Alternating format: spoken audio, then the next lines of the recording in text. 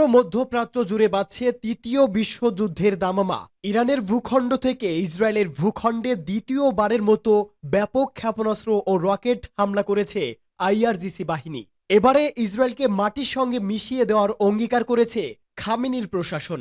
আর এরই মধ্যেই আমাদের হাতে এসে পৌঁছেছে গুরুত্বপূর্ণ আন্তর্জাতিক সংবাদ। শুরুতেই জানিয়ে দিব এই সংবাদগুলোর শিরোনাম। ইসরায়েলে ইরানের হামলা, যা বলল জর্ডান। এরপরেই জানাবো আইআরজিসির সাবেক কমান্ডারের তথ্য। ইরানের নতুন প্রজন্মের ক্ষেপণাস্ত্র বিশ্বকে চমকে দেবে, লঞ্চার সম্পূর্ণ লোডেড, যে কোনো সময় হামলা। আরও জানাবো ইসরায়েলি আগ্রাসনের বিরুদ্ধে ইরানের প্রতিশোধমূলক আক্রমণে 3 ইউরোপীয় দেশের প্রতিক্রিয়া। আরও জানিয়ে দিব লেবাননে অবিলম্বে যুদ্ধবিরতির আহ্বান জাতিসংঘ মহাসচিবের। জানাবো অপারেশন ট্রু প্রমিস 2 ইসরায়েলের বিরুদ্ধে কোন কোন ক্ষেপণাস্ত্র ব্যবহার করল ইরান। এবং সর্বশেষ জানিয়ে দিব ইসরায়েলের বাড়াবাড়ি আর সহ্য করবে না ইরান। এবার ইসরায়েল ও পশ্চিমাদের থামাতে যা করণীয় তাই করবে ইরান।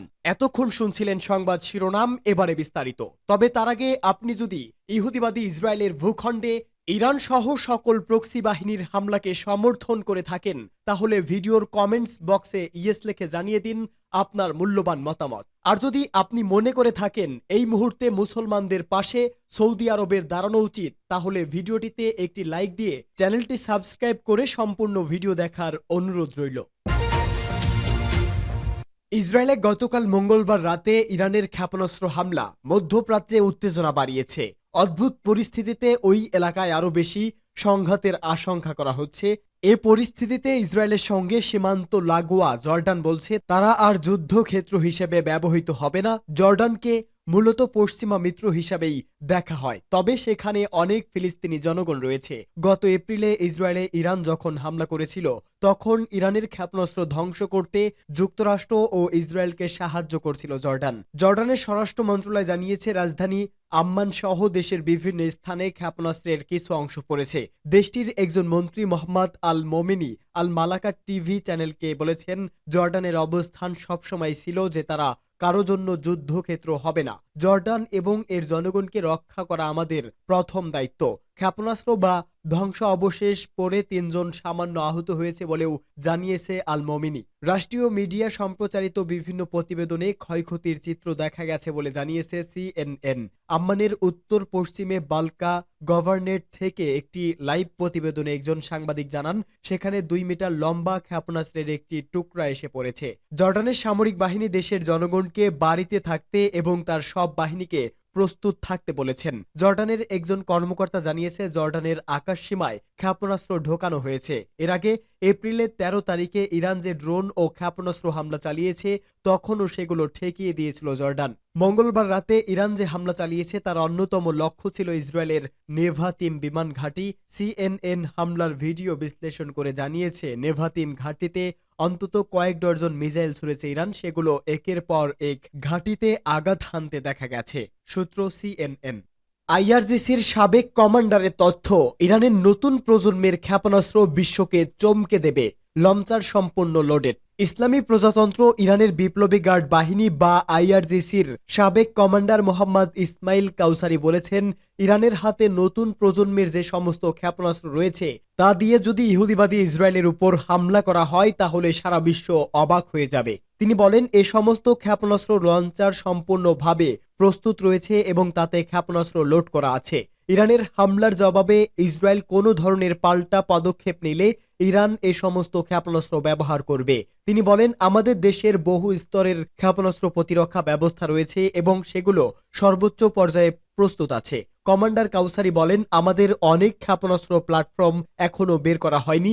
যদি ইসরায়েল কোনো ধরনের ভুল করে, তাহলে প্রথমবারের মতো এ সমস্ত ক্ষেপণাস্ত্র ব্যবহার করা হবে, যেগুলোর ধ্বংসাত্মক ক্ষমতা সারা বিশ্বকে বিস্মিত করে তুলবে।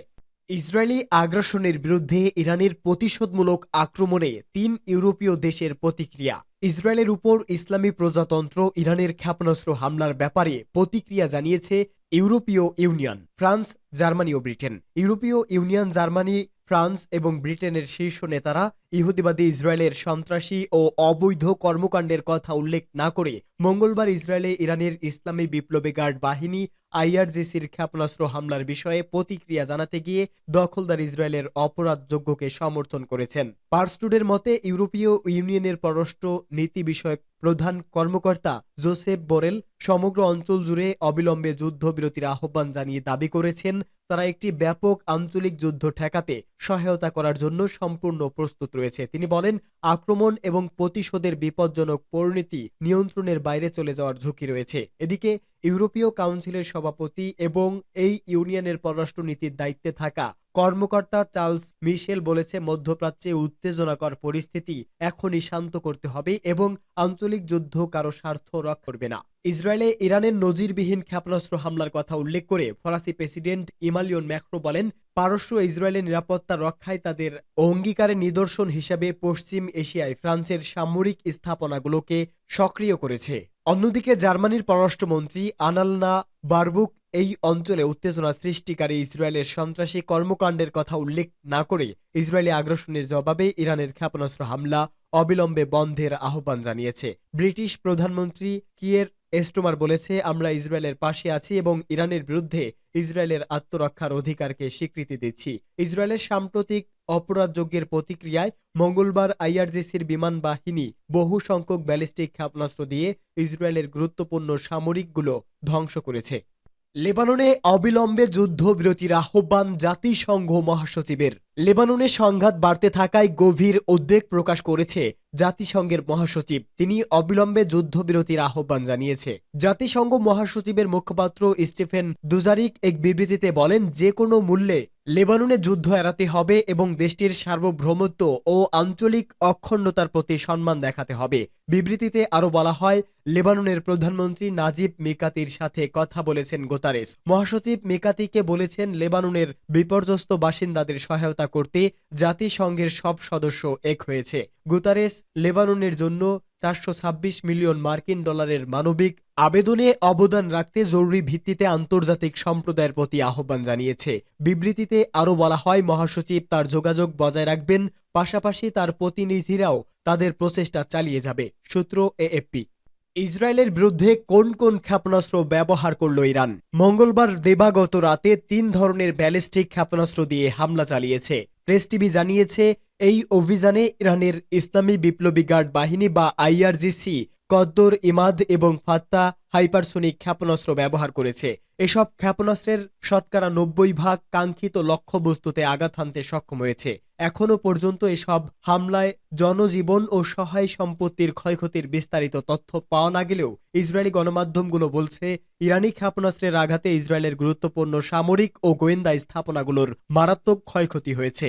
এই অভিযানে ইরান যে কদর ক্ষেপণাস্ত্র ব্যবহার করেছে তা মূলত 2005 সালে ব্যবহার উপযোগী করে, যা শাহাব-3 মধ্যম পাল্লার ব্যালিস্টিক ক্ষেপণাস্ত্র উন্নত সংস্করণ। এটি লিকুইড ও সলিড ফুয়েল চালিত 2 ধাপ বিশিষ্ট ক্ষেপণাস্ত্র। প্রথম ধাপ লিকুইড ফুয়েল চালিত এবং দ্বিতীয় ধাপ সলিড ফুয়েল চালিত।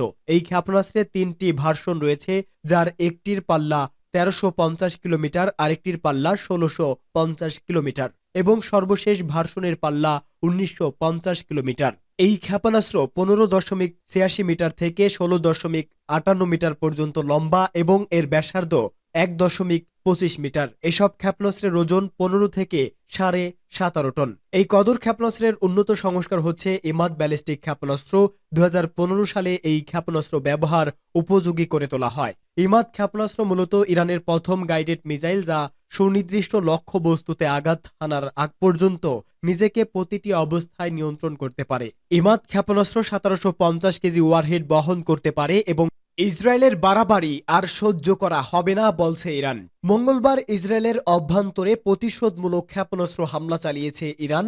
একই সঙ্গে মধ্যপ্রাচ্যে ইসরায়েলের ক্রমাগত অপরাধ আর সহ্য করা হবে না বলে হুঁশিয়ারি দিয়েছে দেশটির সশস্ত্র বাহিনীর chief of staff major general Mohammad Hossain বাঘেরি। গত 2 মাসে তেহরানকে কঠিন সময় পার করতে হয়েছে জানিয়ে বাঘেরি তার মতে ইসমাইল হানিয়া হত্যাকাণ্ডের পরও গাজায় যুদ্ধবিরতি প্রতিষ্ঠার জন্য ইরান সংযত ছিল। বাঘেরি বলে, গত 2 মাস ইরানি জাতি এবং আমাদের মিত্র শক্তির জন্য অত্যন্ত কঠিন সময় ছিল, কিন্তু ইসরায়েল যুক্তরাষ্ট্রের সমর্থন নিয়ে একের পর এক অপরাধ বৃদ্ধি করেছে। বাঘেরি আরো বলে, ইসরায়েলের ঘৃণ্য আচরণ সত্ত্বেও ইরান শুধুমাত্র তেল আবিবের সামরিক কেন্দ্রগুলোকে লক্ষ্যবস্তু করেছে। এছাড়া এই হামলায় তেহরান লক্ষ্য অর্জন করেছে বলেও দাবি করেন তিনি।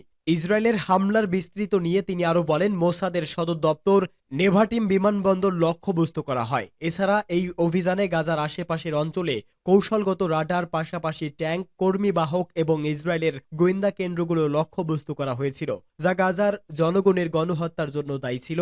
বাঘেরি বলেন, এই অভিযানে ইসরায়েলের অর্থনৈতিক ও শিল্প অবকাঠামোকে লক্ষ্যবস্তু করা হয়নি, তাদের সাধারণ জনগণকে লক্ষ্যবস্তু করা হয়নি, যদিও এটি সম্পূর্ণ সম্ভব ছিল। বাঘেরি সতর্ক করে আরো বলেন, ইসরায়েল সরকার উন্মাদনার স্তরে পৌঁছেছে। যদি মার্কিন যুক্তরাষ্ট্র এবং ইউরোপীয় ইউনিয়ন নিয়ন্ত্রিত না হয় এবং এই ধরনের অপরাধ চালিয়ে যেতে বা আমাদের সার্বভৌমত্ব এবং আঞ্চলিক অখণ্ডতার বিরুদ্ধে ব্যবস্থা নিতে চায়, তাহলে আজকের রাতের অভিযানটি আরো বড় আকারে পুনরাবৃত্তি হবে। পূর্ণমাত্রায় তাদের সব অবকাঠামোতে আঘাত করা হবে।